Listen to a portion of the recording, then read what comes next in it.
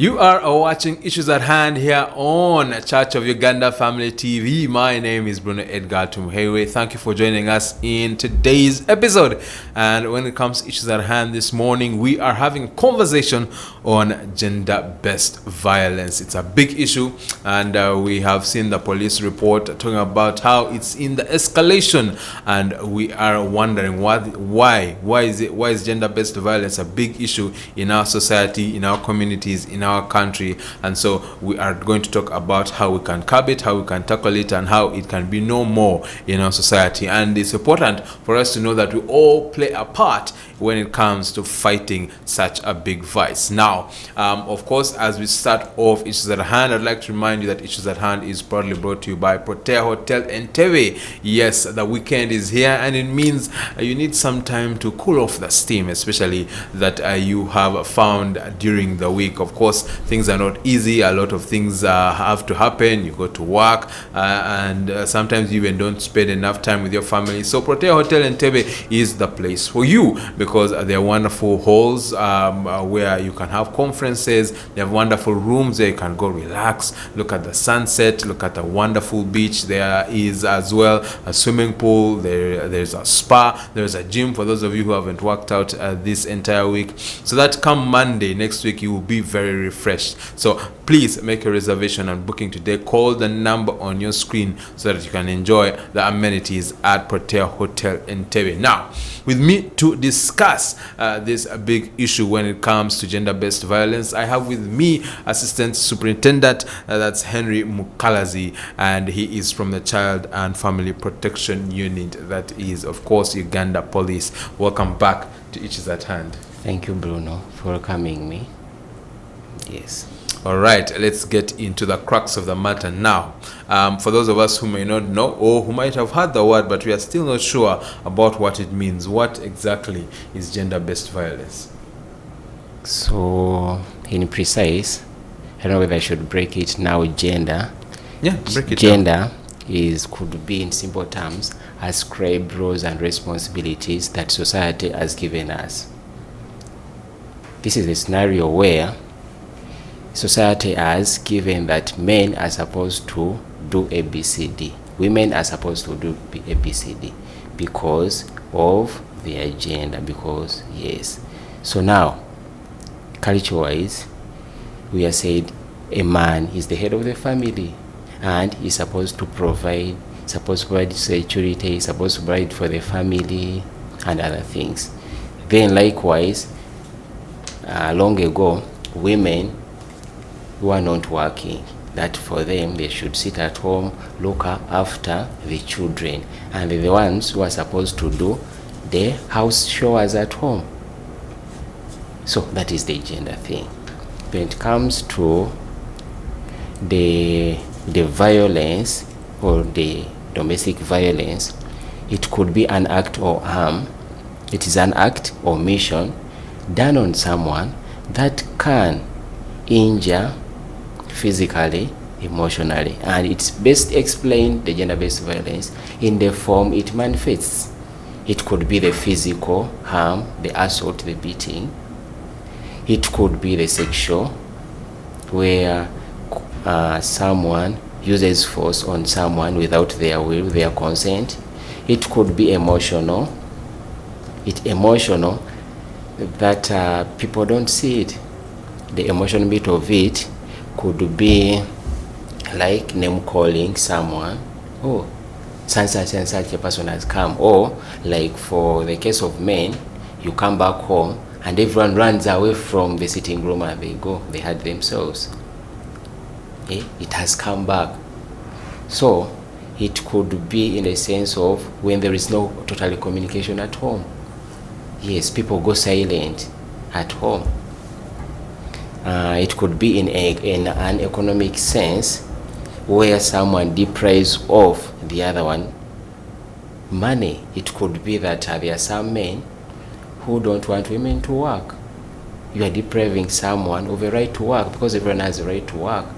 They are supposed to provide for the family as well, because sometimes it's the responsibility of both parents to look after the children. So, and also to contribute financially to the well-being and the welfare of the children. If you deprive someone, there are those who sell family properties without the consent of another spouse. Others, they steal their money. We have had cases where there are some women who work, they give the money, maybe probably to the men, and they misuse it. So domestic violence, it is best explained in the forms it manifests. Yes.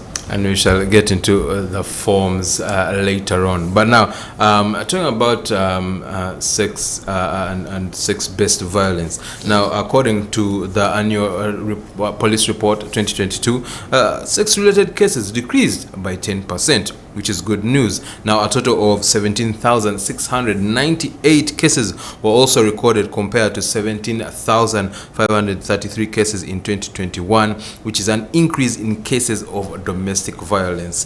And now, sexual-related cases registered were 14,693 in 2022 compared to 16,373 cases registered in the previous year. Now, we are seeing, well, there might be a decrease when it comes to sex-related cases, but when it comes to the issue of gender-based violence, when it comes to things like domestic violence, there's a bit of a rise. Why is that? Why is there an increase in these cases?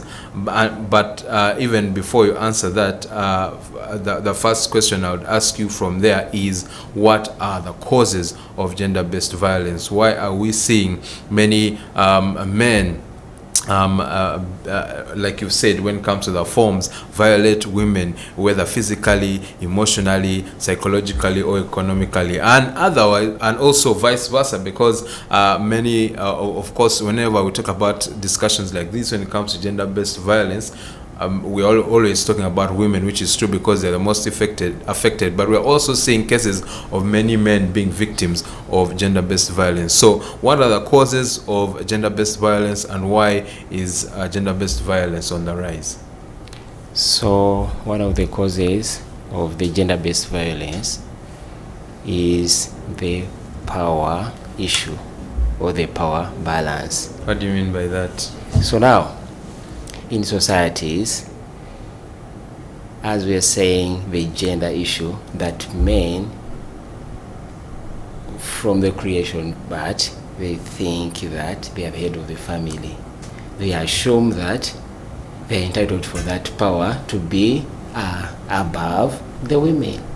So now it becomes a challenge in a home where he feels like he wants to assert that power onto the family, onto the other side, where he wants to take all the decisions. He wants everything to be done by his way. So, in wanting to assert that power, to feel that I'm the man in the family, then that's when the problem comes in. Because now, also women, they are human beings. So when you try to want to suppress them, that's where now the challenge comes in the due course. That's when now the fights and the conflicts starts coming in, because he feels like probably the man, he has not been given the status he feels like he deserves by the spouse or the children. So in the due course of trying to get what he thinks he deserves, then there's that conflict, and it can become to an extent of being the physical part, where we see it manifest. We said, now the woman does not listen to me, the woman does ABCD, does not, you see it. Another thing could be now the tradition and society, where it comes from, where society has clearly told us that men are the head of the family. So now, and women are supposed to be submissive to the men. So when you look at that, the traditional bit of it, when you look at the power bit of it, those are some of the causes, but there are other contributing factors. We can look at the poverty part, or the economic imbalance, it was also an issue, economic imbalance, where one party earns more than the other. So when one party earns more than the other, it is also a challenge. What about the poverty part? It's just contributing to that, because we have had cases where society thinks that people have money, but they are experiencing violence. Now, could it be that poverty is a cause? It is just contributing. So you look at alcoholism or drug use, it is a contributing factor. It contributes, bringing it now. The other hand, we have got cases where someone says, let me go and drink, and then comes back. Yes, let me go and come back. And indeed, when someone goes and takes alcohol, comes back, and he starts abusing, or they start fighting. Yes. Wow, that's very interesting, and it seems like there's a lot. It stems a lot from things like culture and the traditions we have grown up with, especially when it comes to how a marriage should be. Now, I won't put you into that spot because you're not a marriage counselor, but someone who is very experienced in the child and family protection unit. I know that you've dealt with many of these cases, so I won't get into the issue of roles, especially in family, which is something I'm sure you can explain, but we shall stick to as far as police is concerned. Now, talking about your experiences, without, of course, mentioning any names, if it's okay for you to do so, can you give us a bit of insight through some of the things you've experienced when it comes to cases of gender-based violence? Maybe someone come and reported a case to you, and how that case came about, because we are trying to understand, again, like you said, the causes, what makes people harm their loved ones, whether male or female. So if it's okay, can you give us a bit of your experiences that you've gone through and some of the cases that you've dealt with when it comes to the Child and Family Protection Unit? Okay. First of all, I could say that women are the primary victim of violence, and the children, and that's the fact. Of recent, we are now seeing men coming up to report the same, because during those days and the culture, it is as if it expects a man to handle issues as a man. So when we go to the communities, we tell them to come and as well report, because they're experiencing the same. Others will tell you that, how can I be seen coming to police to tell you people that maybe my wife beat me? Can that one, make me a man enough? So we are trying to go to the community to sensitize the men, because we are potential victims. Everyone is a potential victim, as well as a potential perpetrators of violence. So now we always encourage them. We have had case, you said I should get you and call maybe one or two examples. There is a time we handled a case. It started when these two couples, a couple had misunderstandings. So when they had misunderstanding, the woman goes away.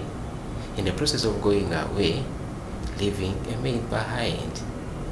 So this is the person who says he didn't know what happened. And the process, they became intimate with the maid, and later these people reconciled, and the maid went away. So after some time, the maid calls that I'm pregnant. Now for calling the woman in the home. The wife returned to the home. Yes, because they reconciled after some time. And it became an issue. We had to register the case. We had to do some little bit of the basic counseling, and later we advised them to go to a DNA, because the man was denying. And it so turned out that, again, he was not the father of the child.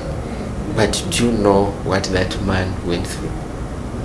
because all the indicators were there, because this is the girl who called, and in the absentia of the woman in the home, she was there, and there is no way the man could have denied. So we don't know whether it happened or not, but the DNA results came out negative. That is not the father, but the damage had been caused because now the family members, the religious leaders, and everyone gotten involved, and police, and even the workplace, the bosses gotten to know about it, and the woman informing the bosses that you see that person, but he does ABCD. So it was not good on the side of the man, but later, through that counseling bit, because we advised them to get a marriage counselor, they overcame it, and now they are okay. Yes. Oh, that's how serious issues can be, and that's why at the end of the day, of course, I know of many scenarios where unfortunately, because of the history that women have had, especially with the way they have been treated by the patriarchal system, a lot of women's rights have been abused, and now we are now in a generation where unfortunately, as long as the woman says she has been abused, there are people are quick before even investigations are done to blame the man. And I've seen so many scenarios where innocent men have been even beaten because someone has claimed that they were abused or they were impregnated. And at the end of the day, now I'm not saying that I know there are feminists out there who might be saying, hey, you are championing men's rights, but that's not the point. The point is that men can also be victims, and they might not be victims like the story you've shared. Men might not be victims in the way that someone physically beats. Yes, there are wives who are beating their husbands, but it can also be emotionally and psychologically, like the story you've just told, where this man was falsely accused and even his bosses got to know about it, and even affecting his finances. So that is a good experience, because it helps us understand what gender-based violence is, that it may not be physical battering, but the fact that you're emotionally traumatizing a certain gender, or even financially traumatizing a certain gender, that constitutes as gender-based violence. And I want us to delve deeper into that, into the forms, to help us understand. Now, I know for many of us, the main example that we have is physical abuse. But can you help us understand more the financial abuse and emotional abuse part? Because we might be there in our homes, in our families, thinking, yeah, I don't beat my wife, and yet you might be abusing her, especially when it comes to gender-based violence. Thank you, Bruno. So as I said earlier, that the most sounding form of violence is the physical, because for it is sin. And that is the slapping. It could be the boxing, which could inflict pain, and it is visible, sin. Then there is the economic aspect of the violence, as we said, that depriving someone of financial resources. We give an example of, there are some people, especially I could say men, who don't want their wives to work because they think when these wives go and work, one, they would be conned by other men, or they are saying that it is very difficult to handle a woman who has money. So because of their fears and that inferior complex, they end up refusing these women to work. We have had very many cases at police where these women were working, but when they got into relationship and other things, they said, for me, I don't want a working woman. I want you to sit home. I would provide each and everything. But in the due course, they failed to provide each and everything, because some of them can't to provide each and everything, because now she has needs and she has a family. She has the family and the siblings could be. And if she's working, she can. Now, when you come and say, now you refuse me to work, can you pay school fees for my siblings? And others, they cannot. They are, apart from refusing to work, one of other forms are they have acquired property together. Then without the consent of another, they start selling without the consent. It could be household properties, it could be land, others selling even houses, or they put it in the bank without the consent. By the time you realize the bank has come for this house, now they come to police, help.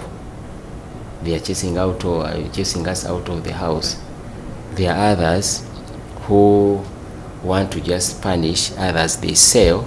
They say, let us go to the village. But you ask this person, you want to go to the village, you have not organized, you have not put up something. Others, they would want, let us go, we start being with the parents as we are organizing. But you are taking your family from, you want to sell the family property in town, you want to go to the village to start staying with your parents, but you have not organized. So that economic bit of it, that it is not good, because at the end of that day, why you always encourage men to let the women work? Because it is their right. Everyone, if God was a worker, we are also entitled to work. They have hands, and when it comes to provision, we are supposed to also contribute to the well-being of the family by bringing something on table, so that you are not constrained. And always encourage them that men sometimes forget that tomorrow you can lose that job, tomorrow you can get probably an accident, and you stop working. Where are you leaving the family? How are they going to survive? Oh, you can die. How is this woman who has not been working be able to look after these children you've left them with? So that one is, these days, it's a big challenge. Others, they steal their spouse's money. You bring money, or misappropriating it. Corruption in the family. You have agreed to do this, but again, along the way, someone diverts the money and does something else minus the consent of the other one. So, when you look at the sexual aspect of it, before we go to the sexual aspect, that's a very important point, because again, like you said, there are common forms. But when you talk about things like economic abuse or financial abuse, what you've just mentioned there, saying that your wife says, I've left this money at home, it's for this purpose. Then as a man, you go and misappropriate it. It might seem like a small thing, and you might say it's just a family matter.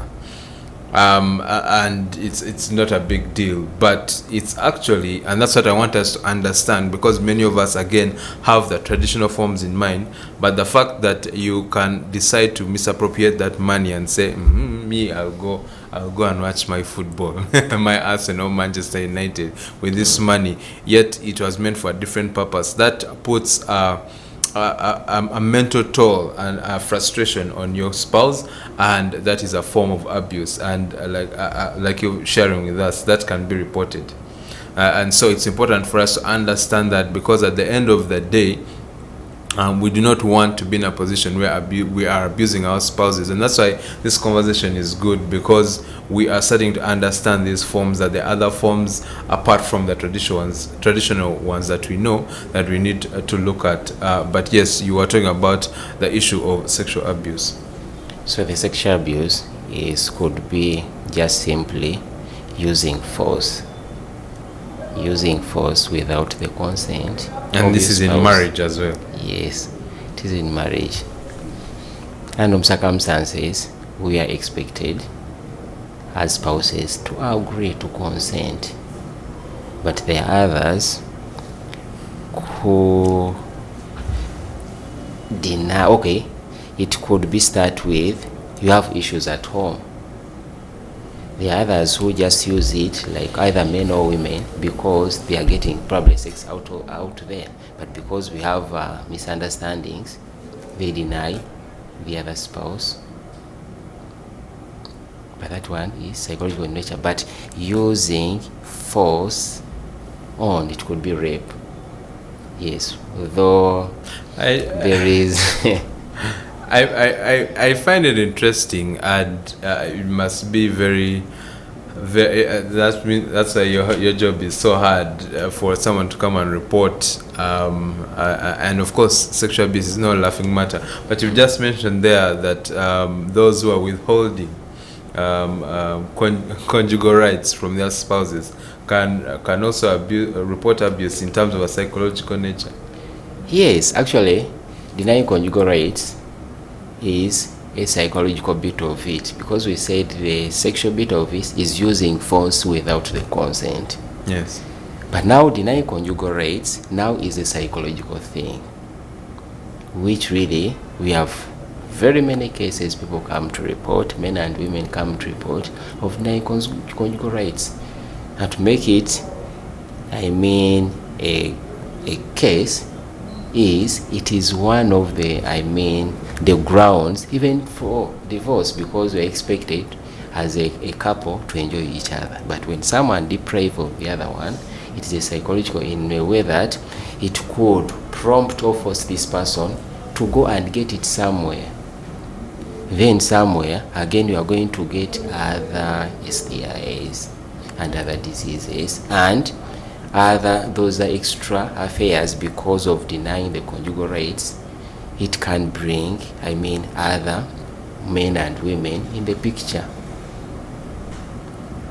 Men and women and the children, another family, because someone can get another wife or probably husband and gets. We have had those cases where because of that, this one feels like for them, they can get it somewhere. They get another person, another family has come in, children have come in, or they bring infections into. And we also had actually those cases where, as I said, for you have women out there, for men out there, so they deny them conjugals. You have STIs, we have to first go and check before we do ABCD. So it's really a big challenge, and though people don't come out to report it, but during the course of the discussions, you really see it, because people up to now, we are not so much open about discussing issues of sex in public. We feel like, how can I come to police and say that my husband or my wife is denying me conjugal rights? But in the course of the discussion, because when they come to report, as we're saying, some of the cases of child and family, especially, we first engage them, unless otherwise, before we can even open up a case. You need to first establish what could always be the cause of it. So in the due course of the discussion, you get to understand when you summon the other party to come, it starts coming in, though they might be covering it, because others could say that maybe the man is not functioning. He's not functioning to the other spouse's expectations, and it's a big challenge. It is a challenge as well during these days because of this, I could say, trans generation, relationship, where now elder men, again, they are going for the young girls. So in the due course, it catches up with them with the age, where this one is no longer functioning maybe to the expectation of this young girl, which could prompt her maybe to go out and get that what she wants from somewhere and then come back. When these people, maybe the man gets learn of it, then it becomes an issue. Now, before we go for the break, I want you to finish on the issue of getting, of course, your conjugal rights by force, which again is important to talk about, because there are many men out there who say, I paid the bride price, I married her, so it's my right. But again, like you said, it's not an issue of force. Force now translates to abuse and to violence. So what I want us to get to understand that men should not treat women as property, saying that you paid bride price. Did you pay bride price just for the sake of the sex? If you want sex, you would have gotten out there and then you go and you buy it. You have just gotten this person whom you feel like you can share a life together, you can develop together. And we want to give an example of the Bible. You say that men should love their wives, and men always want the submission part of it. In submission, you think that whatever you want, it could be done. No, it's not. These are people, you are equal. He is a human being like you. They have feelings. So why would you treat this person like as a property, as something that for you, whatever others, they don't even prepare them, just out of the blue they come back? We are saying no, we are supposed to consent, because this is an act. We are supposed to enjoy it. When the two of you are ready and you have consented to it, it becomes a challenge, because in the due course you are traumatizing this person, always forcing against their will. It's going to traumatize them. So that's why we encourage them to at least to do. But others should not use it. There are some few cases we've had where again some women are using it as a tool to deny the other, because there are some things they want. If they put conditions, before you do this, they put conditions. If you don't do this, I will not. Which so now it's also wrong. And this also one said, because of this, and this said, let me just use force. Why would you put conditions for me to first fulfill before we go into the act? Indeed. Now that's very interesting, and we're having all this conversation. Some of you are watching and saying, "Wait, I thought he was a police officer, not a marriage counselor." No, but they counsel a lot of the victims and a lot of the perpetrators, which is something where we're going to talk about, because we are talking about how to tackle this issue. Afande, on this issue of gender-based violence, how what is police doing? Because again, we continue to see a rise in cases, like you rightly said here as well. Why is this happening? Because we know that Uganda police continues to sensitize the community, but things are not changing. How can we change this issue? How can we tackle this issue? What needs to be done? Because it seems like sensitization might not be enough. So, first of all, what police has done, we have done a number of things. One, police saw it important that they create a department specifically to handle family and children-related cases. And we've been having some trainings to equip us, because now there is a change in how this could manifest. So you are supposed to be at the task. The department is there. At least Uganda Police has made it a point that every division or a district is having a gazetted officer to handle such cases, and they have deployed people, have gone for induction to get equipped on how to handle gender-based violence when these victims come to the station. Police doesn't work in isolation. We have partners also which helps us in the course of the sensitization. In the communities, we work with the LOCs always when they have their meetings, so we work hand in hand with them so that they have their way. So like in our jurisdiction, you try to identify what are the most common cases reported.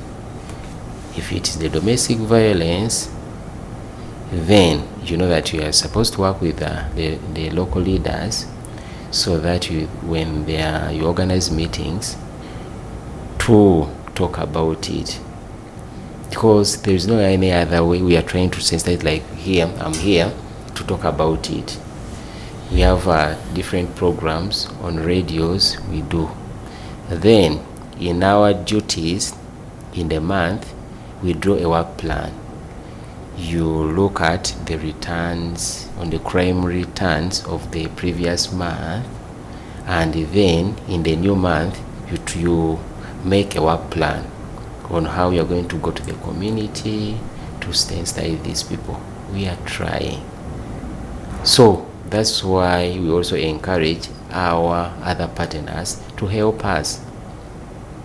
And it also starts with the two of us. The two of us who are this couple. That as police is trying to, what about the two? What do you want? Because me or you, we might not know what is best for you. What have you done so far for yourself, for the family? It starts with us. We. That we need to understand that violence is within us, and we try to work out mechanism. Because at the end of the day, people go for counseling, people talk, but at the end of the day, who are the implementers of that? It is us. How we shall talk, it is bad, we condone it at the end of the day. Or we process cases, files, we take them to state with a sanction, we produce it to court, and then to prison. It's one way of calming it down, because people get to understand that engaging in violence, there are those people who don't know that domestic violence is even an offense. They think like beating someone, it is okay, I'm beating my wife, we are fighting, and it is okay. Others still have that mentality. We have had for us cases where you call someone, you're trying to, either you write a sermon, or you call, because I can call you, there is ABCD, why don't you come and we have a discussion? Or I write it, then we summon you to come. But when they read or you call them, that's also the challenge we always have, is that, say, I have not beaten my wife. For them, they think we still have that mentality of me, that if you have not beaten someone, you have not engaged in violence. That's the fact. Very many people think that I have not beaten my wife. Recently, we had a case where this couple have misunderstandings for some time, and what the man decided to do was, now he has kept quiet, no communication in there for 8 months. He buys food at home, maybe the best he can. Okay, we greet him, I'm okay, or good evening, good morning, and that's for 8 months. So this woman was like, came and reported at police. When you called this man, said, what do you expect me to do? What do you want me to do as police? I mean, you police, what do you want me to do? When I keep quiet, it's an offense. You're saying that I'm engaging in violence. If I talk, I might end up, becoming physical, and it had to be a case. Then what do you want me to do? I said, yes, keeping quiet is okay, but you are hurting yourself and you are hurting your spouse. What about the children? Because now the children they are noticing these people are not communicating, and then they were asking the mother, what happened to dad? Are you seeing how now it has moved from the two of you now to the children? They start asking and noticing, why is dad behaving the way he's behaving? They are also being affected. So why do we advising him? Okay, there's some advice, because there's the difference between now advice and the counseling. There's a difference.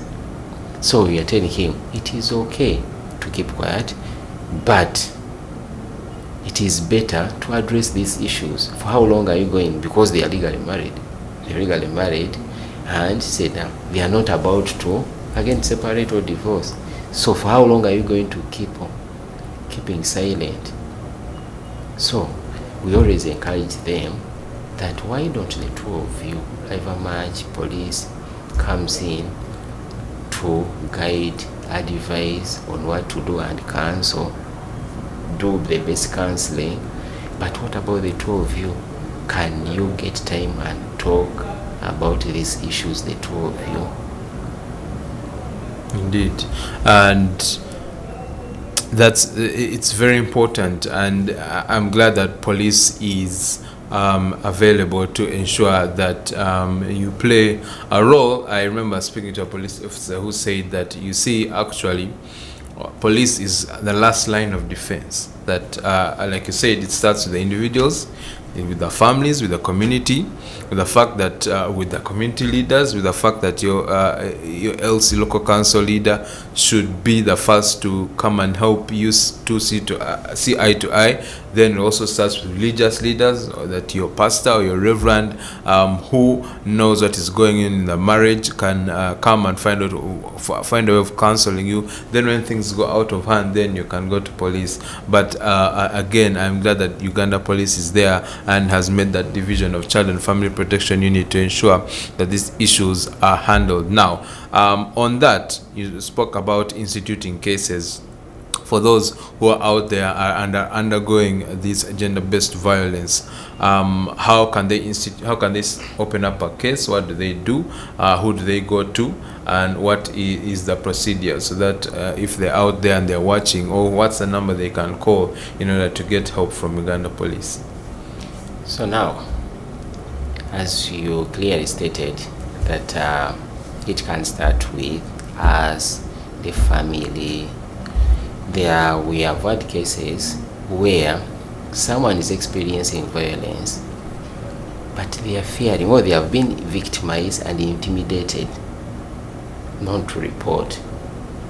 The day you report, that's when maybe I'll kill you, I'll chase you away. So someone be in that violent because of fearing the worst could happen to them. So a victim can come and report. A good Samaritan can. We have had cases where I said that these people are fighting, always they are fighting. Someone will end up being killed. So those are the neighbors who call police. The others, I don't want my identity to be known that it is me who has come and reported, but these people are doing ABCD and a man or woman is being battered. So what we always do is we go, either we liaise with the LOC or we go ourselves really to find out what is happening, and anyone can complain on behalf of the other, because we have those ones you bring, they tell you they have been undergoing violence, but if you don't want to open up cases. But when you open up a case, now if he's taken to prison, how are we going to survive? And I'm talking in the aspect of women being the victim. So that's when we come in encouraging that you can work, you can survive. What if this man dies today? Are you going to die as well? Where are you going to go? Are you going to give out to the children? You will survive. So in the due course of the discussion, we always try to empower them that don't be out there experiencing violence. You think that when they take these perpetrators, that's the end of life. No, it is not. That's when maybe the social system can come in. That's when probably relatives can come in. That's when you can get out of this shell and start being independent. Not being intimidated, but because this person might be taken, I will not survive. So always, anyone can. The religious leaders, we have had cases where an LOC write a referral to police that I have these residents in my community there. I've tried to handle them, but I'm failing. Maybe it's high time police to handle, and they handle this matter criminally, because I've tried to engage them, but they are not changing. So the LOC can. We work with the probation officer, the CDOs in the communities. They as well come. There are some cases We also receive from the Sauti 1116, because for it is a toll-free line where they call 116, so that 116 refer those cases to us, and then we handle. So there is no definite path where you're saying that it is this person to report. A victim can report, a family members can report, a neighbor can report, religious leaders can report, local leaders can report, any person who sees, because it is our responsibilities. And when you don't report, you are saying someone undergoing violence and you don't report, you never know that it can as well happen to your family member. So let us, we always encourage people that wherever you see someone being battered, being violated, it's better to go. Others, we don't want to come and report, said, police, it's a long process. See, again, I don't want to be a witness. There are cases where we hide the identity of the reporter. Yes, because we don't want also to put you at risk. You just come and give us information. We shall take up from there. Because the unique bit about the domestic violence is, most of the time, though we want witnesses, but there are those which happen in the house. Recently, we had a case where a woman comes and reports with bruises, but even the maid was not aware. The children were not aware, yet they were at home. Where did it happen from? In the bedroom. So where do you expect now this person to get witnesses? So a medical report from a medical doctor could be enough, because it shows evidence of the physical assault. So indeed, and it's important that we report. Now, because of time, we'll have to end it there, but thank you so much, Afande Henry Mukalazi, for taking us through gender-based violence and domestic violence, and telling us how we can together champion this fight against gender-based violence. And thank you for being part of this conversation. Now we have the do's and the don'ts. Let's practice the do's so that our family members, our brothers, sisters, children, parents are safe from this vice. We want it out of this country. Thank you for tuning in once again, and we shall be back on Monday. For now, God richly bless you and have a lovely weekend.